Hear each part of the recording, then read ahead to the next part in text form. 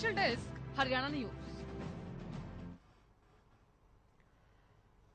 अब देखिए, सर्दी में भी अगर आप खुद को फिट रखना चाहते हैं, स्वस्थ रखना चाहते हैं, तो डॉक्टर से सलाह लेनी बहुत जरूरी है।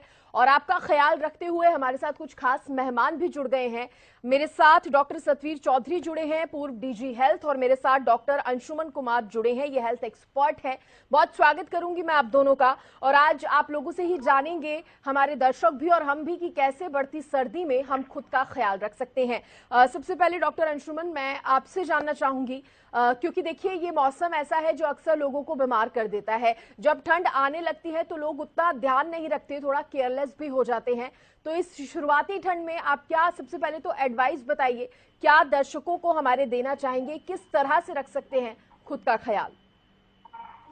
जी सर, बिल्कुल आपने बात ये सही कही कि मौसम बदलने में लोगों के तबीयत का मसला, स्वास्थ्य की समस्या आती है, इसमें कोई दुमत नहीं है। लेकिन अगर हम ऋतु को ऋतु से मिलाएं, जैसे बरसात ऋतु आने के बाद इन्फेक्शन की समस्या बढ़ेगी, लेकिन ठंड के मौसम में संक्रमण नहीं होता है, तबीयत जरूर खराब होती है। अंतर क्या है? कोई बैक्टीरिया वायरस का संक्रमण अगर होता है, जिसमें एंटीबायोटिक बैक्टीरिया में देते हैं, इसकी जरूरत होती है, उसको संक्रमण कहते हैं। वो अभी जाड़े के मौसम में इनफेक्ट कम होता है। तो समस्या कहाँ होती है? Sudden change of temperature. अगर ग्रेजुअल चेंज हो तो आप एक्वेंट करते हैं, सडन चेंज होता है तो आपका शरीर एडजस्ट नहीं कर पाता है, आपको ठंड लगती है। आमतौर पे इसको पानी लगना कह सकते हैं, सर्दी नजला हो सकता है, कभी देखे बुखार आ सकता है। लेकिन सबसे गलती इसमें जो होती है, डॉक्टर के द्वारा भी और लोगों के द्वारा भी, एंटीबायोटिक्स का सेवन करते हैं, वो बिल्कुल ना करें, क्योंकि ये संक्रमण वाली समस्या नहीं है, बुखार नहीं है। दूसरी चीज, डिहाइड्रेट होते हैं, प्यास लगती नहीं, पानी नहीं पीते हैं, तो स्ट्रोक मतलब लकवे की समस्या, हार्ट अटैक की समस्या बढ़ती है। इससे बचने के लिए करें, आमतौर पे ठंडे के मौसम में खाना खा लेते हैं तो डायबिटीज और हार्ट डिजीज के रोगी, उनमें सोडियम मतलब सॉल्ट की मात्रा बढ़ जाती है, मोटापा बढ़ता है, तो डायबिटीज अनकंट्रोल होता है, तो अलग समस्या है। तो इसको इस पहलू से समझो कि ऋतु बदलाव से क्या बदलाव होता है और क्या क्या समस्या हो सकती है। तो कोविड का काउंटर मेडिसिन ना लें, लाइक एंटीबायोटिक या किसी भी दवा की किसी डॉक्टर से मिलकर लें। एक्सेसिव डाइट में ना लें, हाइड्रेशन प्रॉपर रखें, और अपने थ्रोट के इसके लिए आप ग्रीन लीफी वेजिटेबल, अभी सीजनल आता है, तो सीजनल और सीजनल सब्जियां और फल फूल खाएं, आपका स्वास्थ्य ठीक रहेगा। ठीक है, आपने बिल्कुल सही बात कही। मैं अब डॉक्टर सतवीर का भी रुख करना चाहूंगी। डॉक्टर सतवीर, आप कैसे देख रहे हैं इस मौसम को? और हम ये भी देखते हैं कि मौसम जब बदलता है तो लोग ये नहीं समझते कि अब हमें खान पीन में भी बदलाव करने की जरूरत है। जैसे जो लोग ठंडा पानी पी रहे हैं वो नहीं चेंज करते इस आदत को कि अब हमें नॉर्मल या गर्म पानी पीना चाहिए। ऐसी कुछ खाने की भी अगर बात करें तो उनमें भी चेंजेस बहुत कम ही देखते हैं कि हम जो लोग हैं वो कर रहे हो अपनी दिनचर्या में। सबसे पहले तो धन्यवाद। एंटीबायोटिक ना लेने के पीछे वजह क्या है, इसके साथ ही ये भी बताइए, क्योंकि जो बुजुर्ग हैं या फिर बच्चे हैं उनके लिए इस तरह का मौसम ज्यादा परेशान करने वाला होता है। बच्चे थोड़ा जल्दी बीमार पड़ जाते हैं, बुजुर्गों के जोड़ों में दर्द की शिकायतें बढ़ने लगती हैं, तो उनको क्या आप एडवाइस यहाँ पर देंगे? किस तरह से वो अपनी दिनचर्या में बदलाव कर सकते हैं, या वो क्या प्रिकॉशंस हैं जो बच्चे और बूढ़े अपना सकते हैं?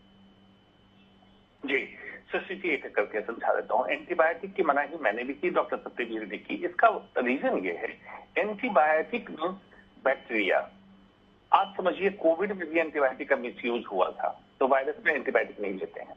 तो आमतौर पे लोगों को सर्दी जुकाम होता है, काउंटर पे जाते हैं, दवा की दुकान से एंटीबायोटिक खरीद के खा लेते हैं। ये ना करें। डॉक्टर से भी रिक्वेस्ट करें कि अगर बलगम का रंग पीला नहीं हो रहा है, बहुत ज्यादा बलगम नहीं है, बुखार बहुत ज्यादा नहीं आ रहा है, एंटीबायोटिक ना दें जब तक कल्चर में एंटीबायोटिक की जरूरत नहीं होती है। क्यों? इसका कारण है कि जब आपको वाकई बैक्टीरियल इन्फेक्शन होगा, आपने बेवजह मिसयूज किया हुआ एंटीबायोटिक का, तो रेजिस्टेंट बैक्टीरिया आपके शरीर में रहेगा और आप फाइट नहीं कर पाएंगे। एक प्रॉब्लम। दूसरी प्रॉब्लम, एंटीबायोटिक यूज से शरीर की प्रतिरोधक क्षमता कम होती है, इम्यूनिटी गड़बड़ होती है, तो आपका शरीर रिएक्ट नहीं करता, रिस्पॉन्ड नहीं करता है किसी इन्फेक्शन को, इसलिए एंटीबायोटिक का इस्तेमाल ना करें। जो दूसरी बात आपने कही, बच्चों और बड़ों में, एक तो पोल्यूशन मारा हुआ है सबको, पोल्यूशन कारण ऑलरेडी आपका रेस्पिरेटरी ट्रैक्ट डिस्टर्ब है, उसमें कोई भी संक्रमण या कोई भी समस्या होगी, ठंड आएगी तो मर जाती है। बच्चों में दूसरी समस्या, इन जनरल बच्चे ज्यादा डेडिकेट होते हैं ठंड के लिए, दूसरी समस्या क्या आई कि आजकल बच्चों में डॉक्टरों के द्वारा भी स्टेरॉइड का इस्तेमाल बहुत हो रहा है कि बच्चे को अस्थमा की बीमारी डिक्लेयर करके नेबुलाइजेशन का पफ देते हैं, जो एक तरह का लोकल स्टेरॉइड है। इसके कारण थ्रोट की इम्यूनिटी खराब होती है और बच्चे जल्दी संक्रमित होते हैं। तो इसको माँ बाप ये भी देखें कि बच्चे को स्टेरॉइड बेवजह न दें। बुजुर्गों में जो समस्या आपने बताई एक्जिस्टिंग आर्थराइटिस, जो घुटनों में दर्द, जोड़ों में दर्द, कमर में दर्द या किसी भी ऑपरेशन के निशान में दर्द अगर है तो इस समय वो दर्द बढ़ जाता है। इसमें दो मुद्दे, ठंड में उस जगह पे सिकुड़पन, अकड़पन जैसी समस्या थी, इसके कारण दर्द होता है। तो उसका सोल्यूशन क्या है? उसको गर्म सिकाई करके गर्म कपड़े को लपेट के रखें जिस जगह पे आपको दर्द जोड़ों में या जहां भी होता हो, इससे आप बच सकते हैं। उसके लिए स्टेरॉइड का इस्तेमाल ना करें तो बेहतर है। कभी कभी डॉक्टर के संपर्क में रहते हैं, पेन किलर मतलब दर्द कम करने की दवा ले सकते हैं, स्टेरॉइड करते हैं। डॉक्टर, ये जो दर्द पुराने उठने लगते हैं जिनका आपने भी जिक्र किया, अक्सर मैं देखती हूँ कमर दर्द या घुटनों में दर्द, पुराने दर्द भी होंगे तो वो फिर से लौट कर आ जाते हैं सर्दियों में, इसके पीछे का कारण क्या है और क्या इसको जड़ से खत्म कर पाना मुश्किल है क्या? स्मृति जी, बहुत ही वैज्ञानिक सवाल आपने पूछ दिया, मुझे उम्मीद नहीं थी। देखिए, जहां भी कोई भी इन्फ्लेमेशन होगा, जैसे चोट लगी हो तो स्कार देखते निशान बनता है। निशान जहां बनता है वहां पे ऑलरेडी सप्लाई मतलब ब्लड का फ्लो कम हो जाता है। और ठंड के मौसम में जिसको कहते हैं वैसोकंस्ट्रिक्शन, जैसे फ्रिज में आप हाथ डालें थोड़ी देर तो हाथ आपका सफेद पड़ जाएगा, तो वहां पे ब्लड फ्लो कम हो जाता है। सिमिलरली बाहर जब ठंड पड़ती है तो ब्लड फ्लो कम हो जाता है और स्कार टिश्यू जो निशान बना है एक तरह से नॉर्मल टिश्यू होता है वहां का, उसमें खिंचाव बढ़ता है, मतलब वो चाहता है सप्लाई हम बढ़ा लें। तो इसके कारण आप दर्द महसूस करेंगे। करना क्या है आपको? सप्लाई बढ़ा दीजिए, थोड़ी सिकाई कर लीजिए, रबिंग कर लीजिए, गर्म तेल लगा लीजिए और उसके बाद मफलर ये इस तरह के कपड़े को लपेट दीजिए ताकि उलन के अंदर हीट एब्जॉर्ब रहे, आपका दर्द उसी समय कम हो जाएगा।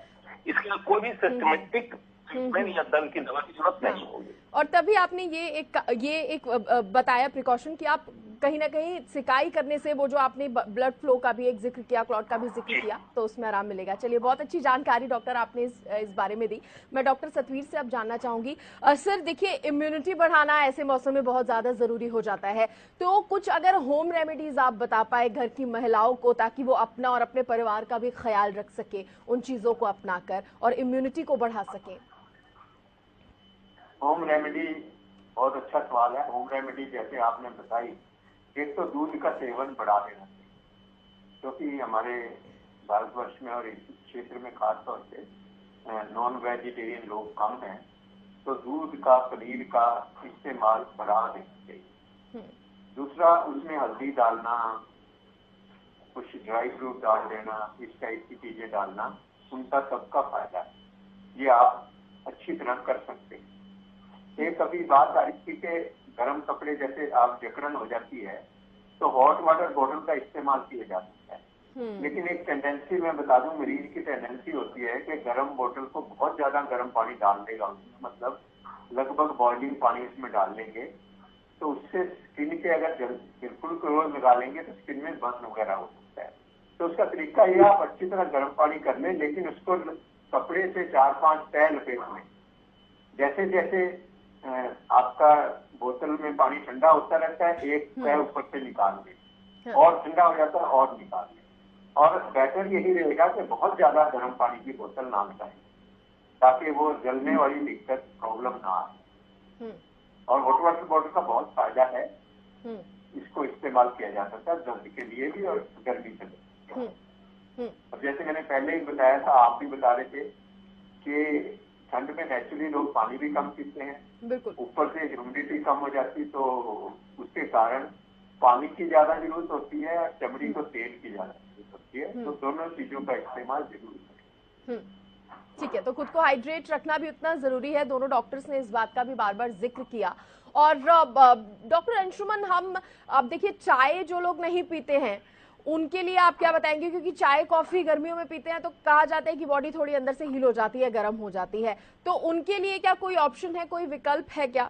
दूसरा, आप ये भी बताइए कि अपनी लाइफस्टाइल में, अपनी दिनचर्या में क्या वो हम छोटे छोटे बदलाव कर सकते हैं जो हमारी सेहत को अच्छा रखें, हमारी सेहत का ख्याल रखें, जो बदलाव?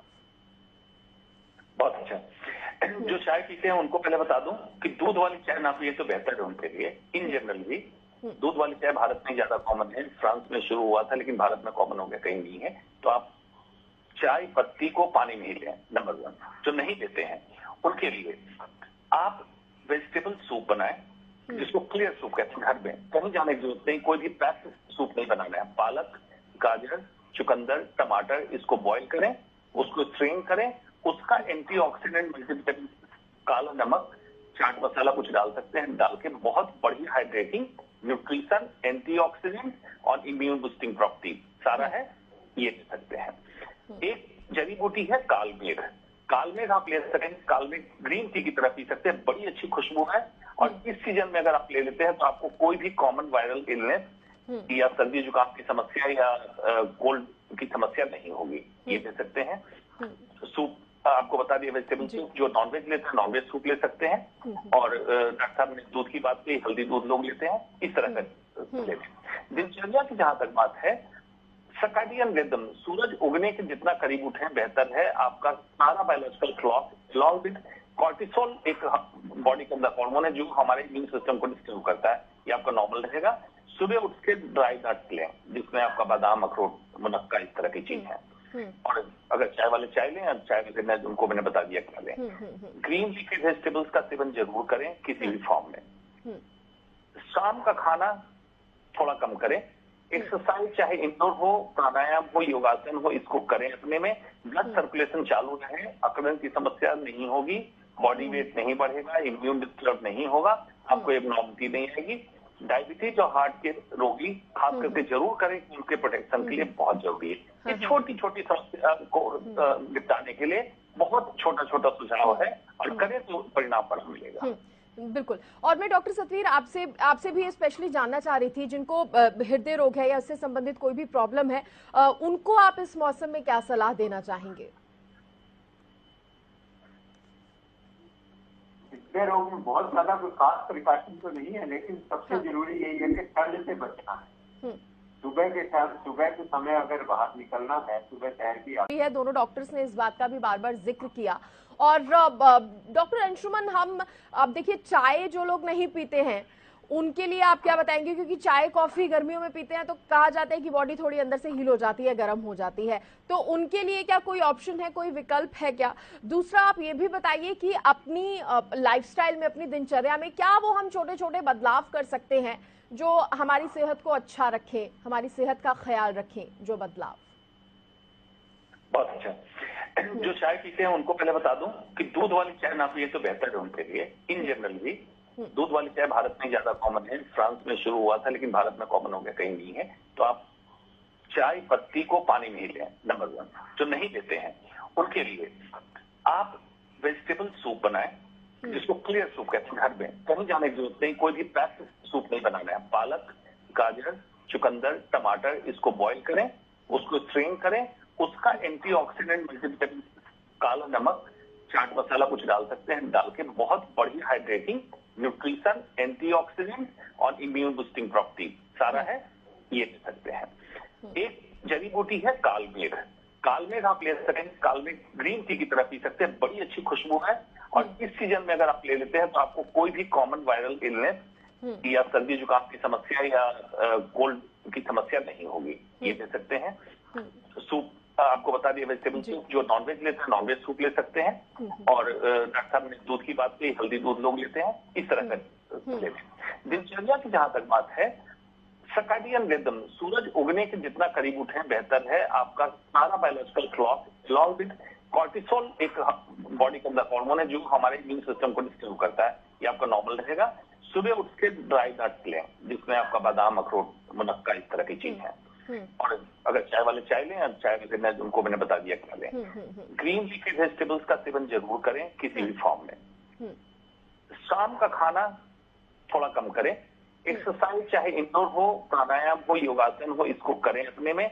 ब्लड सर्कुलेशन चालू रहे, अकड़न की समस्या नहीं होगी, बॉडी वेट नहीं बढ़ेगा, इम्यून डिस्टर्ब नहीं होगा, आपको एबनॉर्मलिटी नहीं आएगी। डायबिटीज और हार्ट के रोगी खास करके जरूर करें, उनके प्रोटेक्शन के लिए बहुत जरूरी है। ये छोटी छोटी समस्या को निपटाने के लिए बहुत छोटा छोटा सुझाव है, और करें तो परिणाम बड़ा मिलेगा। बिल्कुल। और मैं डॉक्टर सतवीर आपसे भी स्पेशली जानना चाह रही थी, जिनको हृदय रोग है या इससे संबंधित कोई भी प्रॉब्लम है, उनको आप इस मौसम में क्या सलाह देना चाहेंगे? हृदय रोग में बहुत ज्यादा कोई खास प्रिकॉशन तो नहीं है, लेकिन सबसे जरूरी यही है कि ठंड से बचना है। सुबह के समय अगर बाहर निकलना है, सुबह सैर की आदत है, तो अच्छी तरह कवर होकर के और हाइड्रेट होकर के अच्छी तरह, और स्किन पे तेल वगैरह लगा होना चाहिए, उसके बाद ही बाहर निकले, वैसे बाहर ना निकले। और एक डॉक्टर बड़ी बात यहाँ पर ये भी है कि जिनको जो दमा के पेशेंट है, जिनको सांस से रिलेटेड प्रॉब्लम है, एक तो सर्दी की वजह से वैसे ही थोड़ी बहुत दिक्कतें शुरू हो जाती है, ऊपर से पॉल्यूशन जिसका आप लोगों ने भी जिक्र किया, पॉल्यूशन की वजह से भी सांस लेने में लोगों को ज्यादा तकलीफ हो रही है। तो देखो, पॉल्यूशन के बारे में जो कुछ भी करेगी सरकार करेगी, होना चाहिए, बहुत जरूरी होना चाहिए, लेकिन अपने लेवल पे तो यही प्रिकॉशन ले सकते हैं कि मास्क पहन लें या और प्रिकॉशन ले लें जो हम आमतौर पर बताते हैं प्रदूषण के टाइम। घर में ज्यादा ही रहें, जब प्रदूषण ज्यादा है तो बाहर ना जाएं, और अस्थमा के पेशेंट, एलर्जी के पेशेंट तो ना ही जाएं तो अच्छा है, क्योंकि ये तो भारत है जहाँ पर अगर हम जापान जाते हैं या यूरोप में जाते हैं तो अगर 100 भी लेवल हो जाता है तो वो मास्क लिए घूम रहे होते हैं। यहाँ हमारे 350-400 लेवल है तो कोई बॉदर नहीं करता, सब उसको नॉर्मल समझ रहे हैं, जबकि वो डेंजरस से ऊपर सुपर डेंजरस पता नहीं कौन सा लेवल हो जाता है। तो हमें गलत आदत पड़ गई है। लेकिन कोई अस्थमा का पेशेंट है, एलर्जी का पेशेंट है, तो उसको ऐसे खराब मौसम में बाहर नहीं निकलना चाहिए, और जो वेल टू डू पर्सन है वो तो कहीं बाहर भी जा सकते हैं, किसी हिल स्टेशन पे, किसी टूरिस्ट जगह पे जा सकते हैं। आम सिंपल आदमी तो यही कर सकता है कि घर से बाहर निकले। दूसरा, डॉक्टर ने जैसे दोबारा बताया कि जो चाय नहीं पीते, चाय कॉफी इस तरह पीना कोई बहुत अच्छी चीज नहीं है। असली असर तो गर्म पानी का है। हर्बल टी पी लें, लेमन टी पी लें, और कई तरह के जैसे आयुर्वेदिक काढ़ा भी आते हैं, उनका भी असर बेसिकली ये साइकोलॉजिकल असर है। तो हर्बल टी का वही असर है जो टी का असर है, वो लिए जा सकते हैं, वो इक्वली इफेक्टिव है। बेसिक चीज तो गर्म पानी लेना जरूरी है, अपने आप को हाइड्रेट करना जरूरी है। बिल्कुल बिल्कुल, तो वो ज्यादा जरूरी है। बिल्कुल। और सूप ले सकते हैं, तो ये वेजिटेबल सूप डॉक्टर ने बताए बहुत अच्छे घर में बनाए जा सकते हैं। दाल का सूप भी ले सकते हैं, लेकिन मिर्च और चाय और अल्कोहल इनको ना ही ले तो अच्छा है। बिल्कुल, चाय, अल्कोहल जैसी ये जो पेय पदार्थ है, इनसे दूरी बनाकर रखें। और जैसा कि डॉक्टर्स ने अच्छी अच्छी जानकारियां यहाँ पर दी, उसको अगर लाइफस्टाइल में हम अपनाते हैं तो हम भी खुश रहेंगे, स्वस्थ भी रहेंगे, अपने सामने वाले को भी स्वस्थ रख सकते हैं। मैं बहुत शुक्रिया करूंगी आप दोनों मेहमानों का। डॉक्टर सतवीर, आपका भी बहुत शुक्रिया। डॉक्टर अंशुमन, आपका भी बहुत धन्यवाद जुड़ने के लिए और तमाम जानकारी देने के लिए। तो देखिए, हमारे खास कार्यक्रम में आपने जाना कि इस बढ़ती सर्दी में कैसे खुद का ख्याल रखें। तो जो भी टिप्स डॉक्टर्स ने आपको दी हैं उनको जरूर अपनाएं।